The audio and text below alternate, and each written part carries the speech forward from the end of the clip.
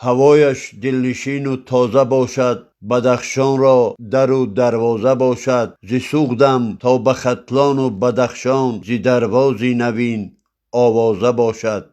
در رشته تصویر جهانگردان و مردم شناسان، دروازه مفهوم به نامش مناسب جغرافی است در حدود ولایت مختار کوهستان بدخشان که با واقعیت در دامن کوهها، قلعه‌های آسمانبوس بارخ سفید برف‌های دائمی زینت یافته، طبیعت بکر و زیبای راه افزا، شاهکاری‌های سحرانگیز و پراسرار، آبشاران زلال و مصفای نخرتاب چشمساران، نباتات و حیوانات نادر، دره‌های تنگ، دیش‌های چندین هزار ساله، دهات آباد و نظرآبای در دامن کوهها واقع گشته چون نگین سحرانگیز یک فضای آسایش و آرامی تام فراغت بخش را صاحب بوده، در یک وقت منظره های 4 فصل سال را پیش نظر جلوگر می سازد و از دوری های دور با این طبیعت خداداد توجه خادمان علم و جهانگردان را جلب نموده، آرزوی در دل آنها جای نموده است که طول حیات باری هم باشد از این دیار که خود یک آثارخانه کامل باستان شناسی است دیدن نمایند. در این محیط پرشکوه و گاه دهشتناکی کس از بوی میوه و گیاها، آب و هوای مصفا،